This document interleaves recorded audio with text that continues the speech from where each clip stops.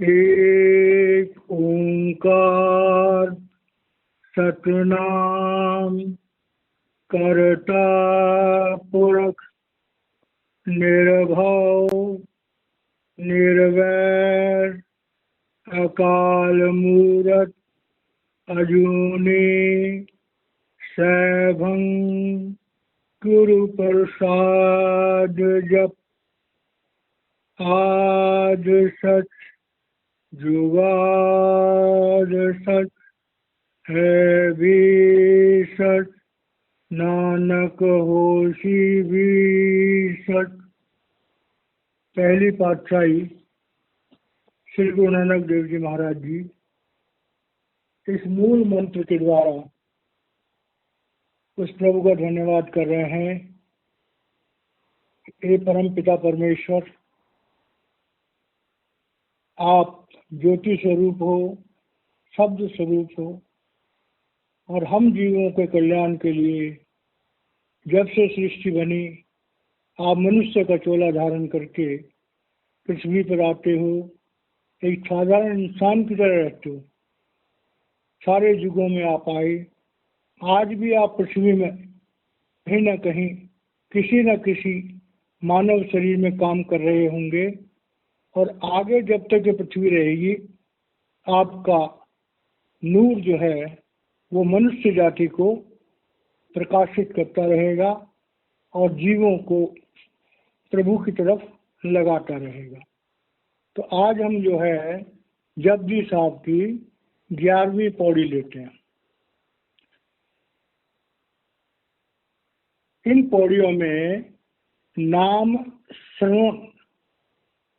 श्रवण की महत्ता है कि नाम श्रवण करने से हमें क्या मिलता है। सुनिए सारा गुणा के गाह, सुनिए शेख पीर पातशाह। श्री गुरु नानक देव जी महाराज कह रहे हैं कि भाई संसार में इंसान जो है उस परमात्मा के बारे में बहुत कुछ सुनता है। संसार में हजारों धर्मशास्त्र हैं जो उस परमात्मा का गुणगान करते हैं, उस परमात्मा के गुणों का बखान करते हैं। अनंत अनंत ग्रंथ उपलब्ध है और लास्ट में ये कहते हैं कि वो पिता सर्वशक्तिमान है और सर्वव्यापी है और सृष्टि के कण कण में व्याप्त है। तो थ्योरेटिकली जब हम परमार्थ के अध्यात्म के साहित्यों को पढ़ते हैं, कलामों को पढ़ते हैं जिनको उन महापुरुषों ने लिखा जिन्होंने प्रभु को अनुभव किया। अब ये बात जब हम संसार में प्रवचनों में सुनते हैं, धर्म पुस्तकों में पढ़ते हैं, तो इस बात को हम मौखिक रूप से जानते हैं। अब वो परमात्मा कितना बड़ा है, केवट बड़ा रिठा हो, क्या हमने उसे देखा हो? अब उसे देखा हो तो वो परमात्मा मन इंद्रियों के घाट पर नहीं देखा जा सकता। उस परमात्मा को अगर देखना है तो हम अपनी आत्म शक्ति से परमात्मा को देख सकते हैं। अब बात फिर वहीं आ गई कि हमारी आत्मा, खासकर इस पिंडी रेस में, हमारी आत्मा इस शरीर में सुप्त अवस्था में, मूर्छित अवस्था में। उसका कारण है कि हम लोग अपने शरीर को भोजन देते हैं, अपने मन को भोजन देते हैं, लेकिन अपनी आत्मा को भोजन देने के लिए हम ज़्यादा ध्यान नहीं करते। तो ज़्यादा से ज़्यादा करेंगे तो अपने धर्म स्थानों में चले जाएंगे, थोड़ी देर बैठ करके किसी धर्म ग्रंथ का पाठ कर देंगे। अब अगर हम मेडिटेशन भी करते हैं तो बिना किसी आत्मज्ञानी गुरु के जो मेडिटेशन होगा वो दिशाहीन होगा। तो यहाँ पर गुरु नानक देव जी महाराज कह रहे हैं सीधी सी बात कि भाई अंदर की जो धुर की वाणी है हमारे मनुष्य जीवन में, वो सारे पदार्थ परमात्मा ने दिए हैं कि हम उस धुर की वाणी को सुन सकते हैं। अब वो धुर की वाणी जो है वो 3 लोकों में तो उपलब्ध है नहीं। कोई ऐसा महापुरुष हो जो चौथे लोक से, सचखंड से उस धुर की वाणी को हमारे शरीर में प्रवेश कराए, और उसी का नाम होता है सद्गुरु। तो इस पौड़ी का भी, इस पौड़ी को समझने से पहले ये अंडरस्टूड है कि हमारी जिंदगी में एक जिंदा सद्गुरु होना चाहिए जो हमें उस आत्मज्ञान से जोड़ सके, अंदर के शब्द और प्रकाश से जोड़ सके। गुरु के बताए रास्ते पर जब हम चलते हैं तो हमारे अंदर जो है, अंदर में गुरु का शब्द रूप प्रकट होता है और गुरु का नूरी रूप प्रकट होता है। तो इस शरीर में, ये शरीर हम इसको नौखंड पृथ्वी कहते हैं। हमारे शरीर में 9 दरवाजे हैं जो दुनिया की तरफ खुलते हैं, और 10वां दरवाजा है जो प्रभु की दुनिया में खुलता है। तो इन 9 दरवाजों को हम कैसे बंद करें? 9 दरवाजे, 9 दर फीके, 10वां अमृत चूइजे। गुरबाणी को जप जी को समझना है तो हम ये समझें कि बिना आज्ञा चक्र पर आए हुए, बिना धुर की वाणी से जुड़े हुए हम किसी भी मर्म को उसकी वास्तविक अवस्था में नहीं समझ सकते। तो यहाँ पर कह रहे हैं कि सुनिए सरा गुणा के गाह। भाई वो परमात्मा जिसका अनंत रूप है, अनंत गुण है। और गुण क्या है? संसार की समस्त चीजें, समस्त खूबसूरतियां, समस्त ताकतें, समस्त गुण उस परमात्मा के होने से ही तो हैं। दुनिया में हम देखते हैं कोई आदमी पढ़ लिख के बहुत MA PhD बन जाता है। अगर उसका बौद्धिक ज्ञान बहुत अच्छा है तो वो सोचता है मैं बहुत महान हूँ। कोई इंसान अपनी योग साधनाएं कर लेता है, 2-4 करामातें मिल जाती हैं, कहता मैं बहुत महान। तो असल में हमारे शरीर के अंदर रिद्धियां और सिद्धियां, सारी पुरियां, सब कुछ हमारे शरीर के अंदर। जो ब्रह्मंडे सोई पिंड, जिन खोजा तिन पाया, पीपा प्रणवे परम तत्व, सदगुरु दिया लखा है। सारे ब्रह्मांड हमारे शरीर के अंदर ही है, कहीं बाहर नहीं है। तो जब तक हम अंतर्मुख नहीं होंगे, जब तक हम अपनी तवज्जो को अपने शरीर के इन नीचे के 5 चक्रों से उठा करके आज्ञा चक्र पर नहीं लाएंगे और उस धुर की वाणी से अपने ध्यान को नहीं जोड़ेंगे, ध्यान जो हमारी आत्मा का outer expression of soul, attention को कहा जाता है। Attention is outer expression of soul. अपनी आत्मा को अगर हम जानना है तो हमारा ध्यान जो है वही आत्मा का बाहरी रूप है। तो कह रहे हैं सुनिए सरा गुणा के गाह।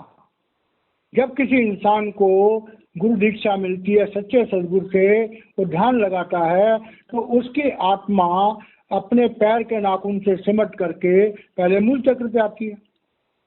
अब मूल चक्र पे परमात्मा के क्या गुण हैं, क्या शक्तियां हैं, जब हम ध्यान लगाते हैं तो हमें महसूस होती है।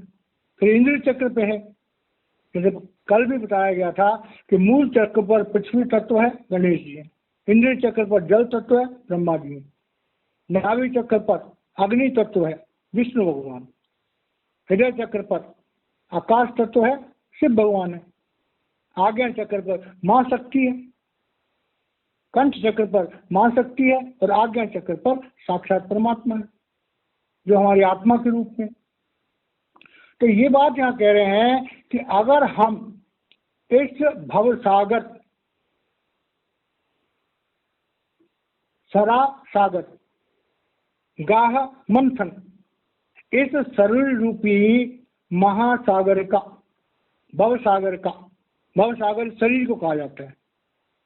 तो इस शरीर रूपी भव सागर में कितनी अनंत उस प्रभु की शक्तियां काम कर रही हैं, ये हम किसी सच्चे गुरु से नाम दान लेकर के और शब्द की कमाई करके हम उस बात को जान सकते हैं।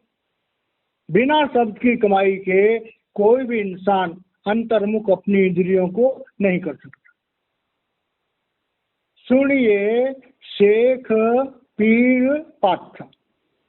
अब श्री गुरु नानक देव जी महाराज फरमा रहे हैं कि सुनिए शेख। अब शेख कहते हैं इस्लाम धर्म में जो आध्यात्मिक धार्मिक पुस्तकों को पढ़ करके दूसरों को समझा सकता है। प्रचारक, धर्म प्रचारक, धर्म प्रवचन करता, जो धर्म की हमें शिक्षा देता है उसे शेख कहते हैं। और शेख किसी कबीले के सरदार को भी कहते हैं। तो श्री गुरु नानक देव जी महाराज कह रहे हैं कि भाई हम दुनिया में देखते हैं कि एक वो लोग हैं जिन्होंने धर्म पुस्तकों को पढ़ा, पढ़ के उन्हें समझा और उनको तसल्ली हो गई, और बिना अनुभव के वो दूसरों को बड़े प्यार से धर्म के बारे में बताते हैं, प्रभु के बारे में बताते हैं। मुबारक हैं, क्योंकि वो लोगों का भाव प्रभु की तरफ बनाते हैं। जिसे हम धर्म प्रचारक। उसके बाद आ गया पीर। अब जिन लोगों को थोड़ा बहुत रिद्धियां सिद्धियां मिलती हैं और अगर वो उन्हें पचा ना सकें तो वो अपनी रिद्धियों सिद्धियों को प्रकट कर देते हैं, और प्रकट करने के बाद उनको ज्यादातर लोग जो है समाज की भलाई के लिए लगाते हैं। तो बुराई उनमें भी कुछ नहीं है, परोपकार कर रहे हैं, उनको सिद्धि मिली है, लेकिन उनकी अपनी यात्रा वहीं खत्म हो जाती है जहां वो सिद्धि का प्रकार, सिद्धि को चाहे वो जन समाज के लिए इस्तेमाल करें या किसी और चीज के लिए, सिद्धि को प्रकट करने पर हमारी रूहानी यात्रा रुक जाती। और तीसरा है पातशाह। पातशाह कहते हैं समर्थ सदगुरु को।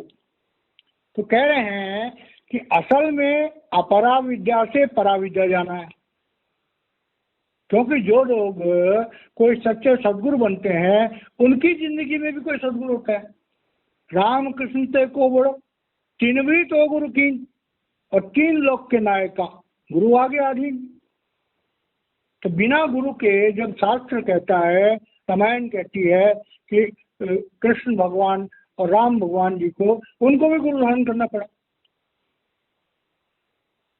तो ये समझ में आ गया कि भाई हम संसार की जो आध्यात्मिक शिक्षा है, मुबारक है, उससे हमारा भाव बनता है। उसके बाद हम जब आगे चलते हैं तो हमें रिद्धियां सिद्धियां मिलती हैं। जो उनको पचा लेते हैं वो आगे चल पड़ते हैं, सचखंड पहुंच जाते हैं, गुरु साथ में है। जो नहीं पचा पाते हैं वो वही उग जाते हैं। और तीसरी अवस्था आती है एक सच्चे महात्मा की, जो न तो संसार की मौखिक बातों में फंसा, न संसार की रिद्धियों सिद्धियों में फंसा। वो तो चलता चला गया, और चलते चलते चलते जो है उसके सदगुरु ने उसकी भावना देखी और उसे सत्संग पहुंचा दिया। तो क्योंकि जिनकी ये वाणी है सच्चे पातशाह श्री गुरु नानक देव जी महाराज, मतलब गुरु कभी नहीं कहता कि मैं सच्चा पातशाह हूं, लेकिन गुरु एग्जाम्पल देता है। ये बहुत बड़ी समझने वाली बात है। शरीर करके जब गुरु पृथ्वी पर होता है तो कभी नहीं कहता मैं परमात्मा हूं। अगर वो ये कह दे मैं परमात्मा हूं तो लोग उनका जीना हराम कर दें। और मांगेंगे क्या? मांगेंगे दुनिया की चीजें, परमार्थ भी कोई नहीं मांगेगा। इसमें एक छोटी सी बात आती है। एक दिन की बात है, सावन आश्रम दिल्ली में कृपाल सिंह महाराज जी का रेजिडेंस था। एक दिन की बात है, रात को करीब 2:30 बजे महाराज जी ने आश्रम का चक्कर लगाया और आकर अपनी कुर्सी पे धम से बैठ गए।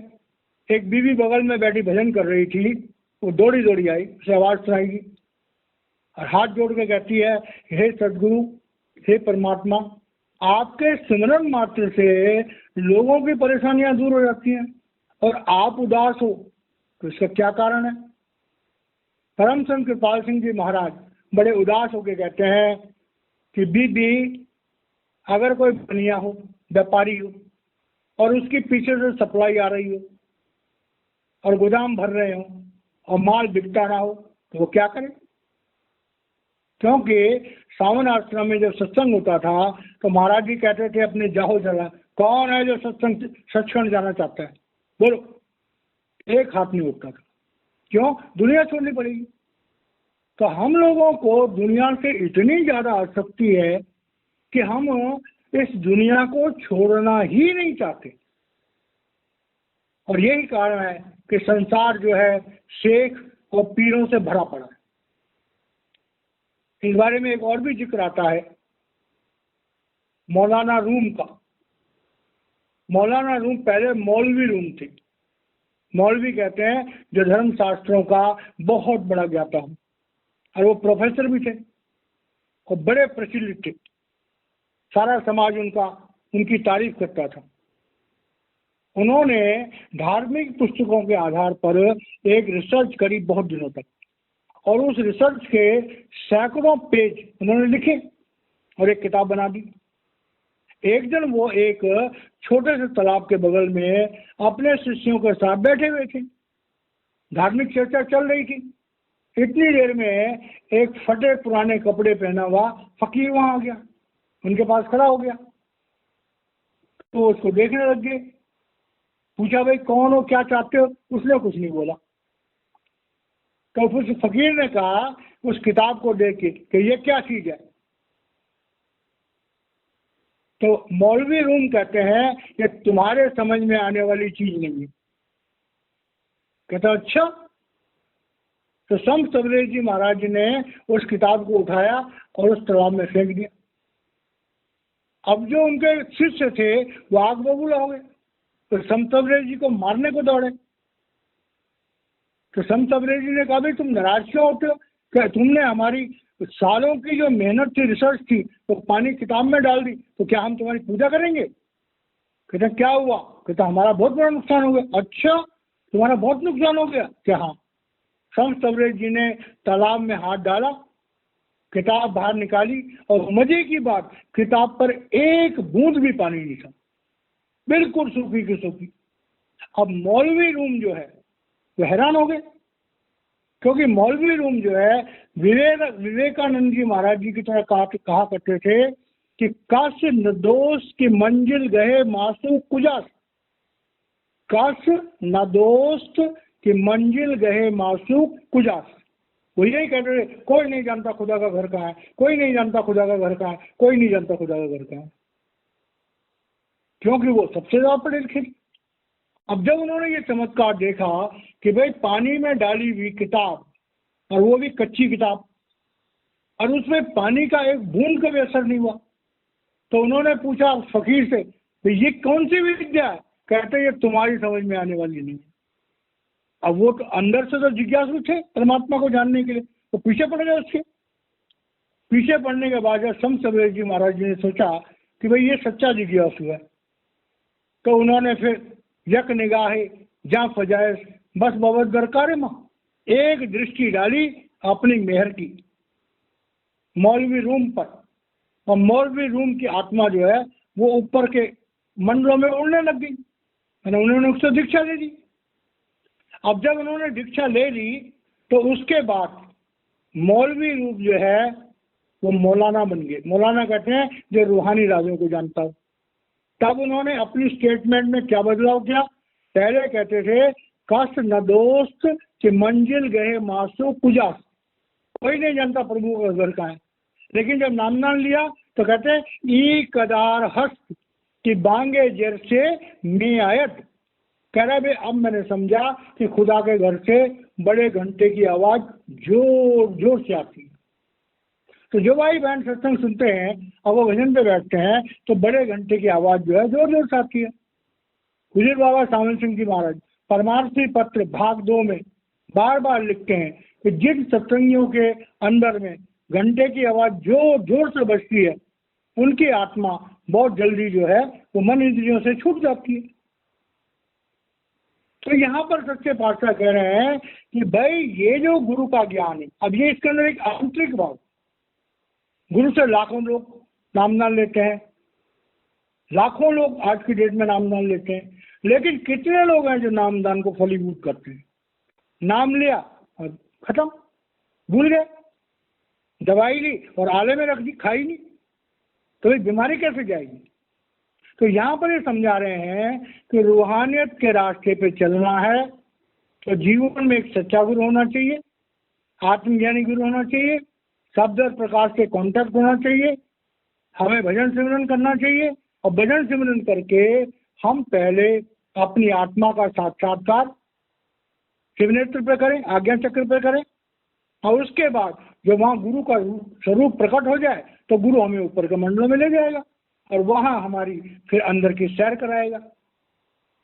आगे कह रहे हैं, सुनिए अंधे पावें राह, सुनिए हाथ होवे असगा।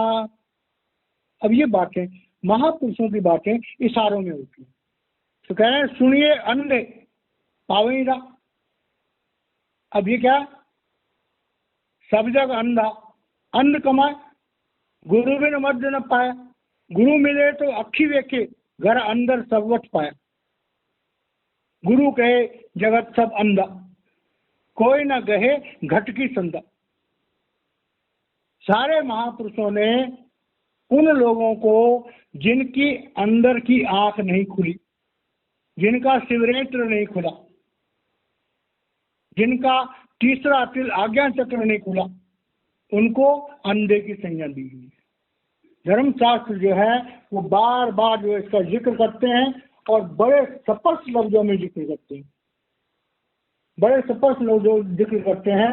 श्री गुरु अंगद साहिब जी कहते हैं कि अंधे एह न आखियन जिन मुख लोयन नाय, अंधे से नानका खसमाओ ढूठे जाए। श्री गुरु अंगद साहब जी महाराज कहते हैं कि वो लोग अंधे नहीं असल में जिनकी आंखों पर, शरीर पर चमड़े की आंखें नहीं है। अंधे वो लोग हैं जो अपने अंदर बैठे हुए उस परमात्मा को नहीं जानते और सारी जिंदगी बाहर घूमते रहते हैं, काम क्रोध लोभ में अहंकार में अपना जीवन बिता देते हैं। और ये बहुमूल्य शरीर जो हमें प्रभु प्राप्ति के लिए मिला था, मिली नर देह ये तुमको, बनाओ काज कुछ अपना, पचो मत आई जग में, जानियो रहन का सपना। तो यहाँ पर श्री गुरु नानक देव जी महाराज कह रहे हैं कि प्रभु प्राप्ति के बिना, प्रभु के रास्ते पर पावें राह। जब हमारे जीवन में सद्गुरु मिलता है और हमारा 10वां दरवाजा आज्ञा चक्र खुलता है, तब समझो कि हम आंख वाले हैं। जब तक हमारा आज्ञा चक्र नहीं खुलता है हम परमार्थ के रास्ते पर अंधे हैं।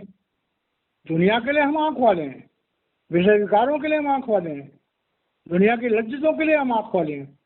मुंह में क्या करेंगे, दुनिया में फंसाएंगे। अब जब दुनिया में फंसाएंगे तो हमारा छूटना मुश्किल हो जाएगा। तो सच्चे बात यहाँ कह रहे हैं कि भाई अपनी उस तीसरी आंख को, 2 आंखें हम संसार देखते हैं, तीसरी आंख से उस परमात्मा की अंदर की उसकी जो दरगाह है उसको देखते हैं, अपने निज घर को देखते हैं। तो कह रहे हैं गुरु जब मिलता है तो हमारी अंदर की आंख खुल जाती है। ये समर्थता जो है वो गुरु के अंदर है। सुनिए अंधे पावें राह, हम अज्ञानता से दूर हो जाते हैं। सुनिए हाथ होवे असगाह, असगाह कहते हैं उस अथाह समुद्र को। अब यहाँ पर बाहरी समुद्र की बात नहीं हो रही है, यहाँ पर हमारे ये भव सागर हम इस शरीर को बोलते हैं। अगर बाहरी समुद्र को भी देखें तो बाहरी समुद्र जो है वो हजारों हजार मील लंबा है। तो कह रहे हैं कि वो समुद्र जो हजारों हजार मील लंबा है वो एक हाथ भर का हो जाता है। सुनिए हाथ होए असगा, वो अनंत अगाध समुद्र, मतलब ये शरीर हमारा भवसागर है, हमारी आत्मा 84 लाख योनियों में फंसी हुई है। पिंड अंडर ब्रह्म 3 लोक हैं, संचित कर्म, प्रारब्ध कर्म और क्रियामान कर्म है। तो इनसे छुटकारा पाना कोई हंसी मजाक का खेल नहीं। महापुरुष कहते हैं अगर सच्चा गुरु हमारे संचित कर्मों को अपने ऊपर न ले तो हमें करोड़ों जन्म लग जाएंगे अपने संचित कर्मों को भोगने में। धृतराष्ट्र अंधा था, भगवान कृष्ण योगेश्वर गति के थे। एक दिन धृतराष्ट्र जो है भगवान कृष्ण से कहता है कि हे कृष्ण, मैं योग बल से अपने 100 जन्मों के बारे में जानता हूं कि मैंने कोई ऐसा कर्म नहीं किया कि मैं अंधा हूं। भगवान कृष्ण योगेश्वर गति के थे, उन्होंने अपनी तवज्जो उनको दी तो कहीं जाके 106 जन्म में उन्होंने ऐसा कर्म किया था जिसके कारण से अंधे हुए।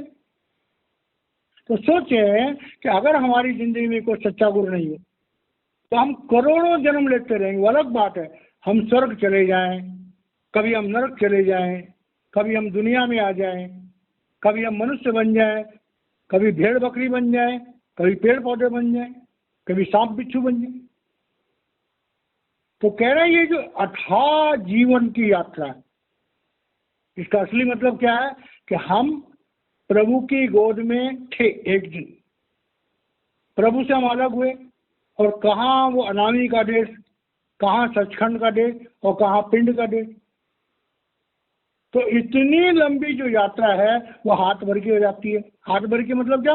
गुरु के सामने जाओ, दीक्षा लो और दीक्षा लेते ही गुरु का कहना मानो और गुरु का कहना माने के वो जो सचखंड, वो जो प्रभु का घर जिसके बारे में कल्पना करना मुश्किल है कि कितना दूर है, लोग कहते हैं ऐसा, उसे नाम सिमरन से ध्यान में बैठने से आदमी जो है उसको प्राप्त कर सकता है। हजारों मील लंबा समुद्र जो है एक हाथ भर का हो जाता है जब हमारी जिंदगी में एक गुरु होता है। ऐसे दूसरा भाव इसका क्या है? हमारी जिंदगी के अनंत अनंत दुख एक सच्चे सदगुरु के सानिध्य में हमें उनमें रहमत मिलती है। नानक भक्ता सदा विगास, सुनिए दुख पाप का नाश। अब ये बात दोबारा रिपीट कर रहे हैं, कई पौड़ियों में सच्चे पातशाह ने ये बात रिपीट करी है याद दिलाने के लिए। श्री गुरु नानक देव जी महाराज कह रहे हैं कि बड़े ध्यान से सुनो, हमारे करोड़ों जन्मों के पाप जो संचित कर्मों के रूप में है, जिन कर्मों के कारण से हम दुख भोगते हैं, एक सच्चा सदगुरु जो है उन कर्मों को अपने ऊपर ले लेता है और हमें काल के जाल से मुक्त कर देता है। सुनिए दुख पाप का नाश। और पाप क्या है? पाप कर्म, संचित कर्म। गुरु की समर्थता है कि वो हमारे पाप कर्मों से हमें दूर करे। परम संत कृपाल सिंह जी महाराज अपने सत्संगों में अक्सर फरमाया करते थे कि गुरु गुण कहा जगत गुरा, ये कर्म न नासे, सिंह शरण कट जाइए जो जुम्बक ग्रासे। कहते हैं जगत गुरु, तुम्हें गुरु धारण करने का फायदा ही क्या जो आप हमारे कर्मों का नाश न कर सको। भाई शेर की शरण में आने में अगर गीदड़ हमें डराता रहे तो फिर क्या फायदा शेर की शरण में जाने का।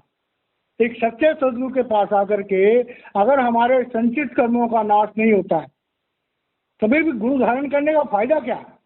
अगर हम जन्म मरण से मुक्त नहीं होते हैं, अगर हम मोक्ष प्राप्त नहीं करते हैं तो गुरु धारण करने का फायदा ही क्या।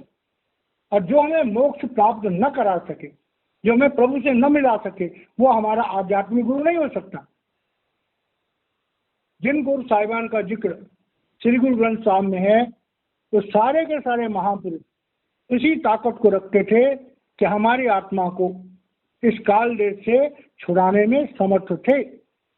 और इसीलिए कह रहे हैं कि नानक भक्ता सदा विकास। श्री गुरु नानक देव जी महाराज कह रहे हैं वे कमी गुरु में नहीं है, कमी हम में है। गुरु तो चाहता है कि मैं नामदान दूं और कुछ दिनों के बाद में सचखंड चले जाएं, लेकिन हमारी हालत तो क्या है। डॉक्टर मोहम्मद इकबाल एक शायर है, वो क्या कहता है कि बागे बहिष्ठ से हुक्मे सफर दिया था क्यों, कारे जहां दराज है अब मेरा इंतजार कर।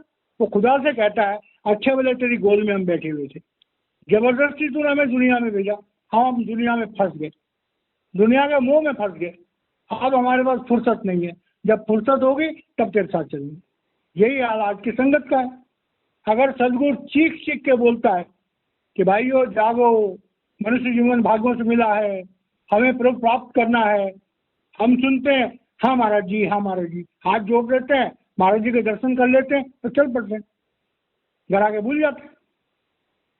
नाम न लिए लोगों को 50-50 साल हो जाते हैं, अंदर में अनाथ शब्द के साथ नहीं जुड़ते, गुरु के शब्द रूप को, गुरु के नूरी रूप को प्रकट नहीं करते।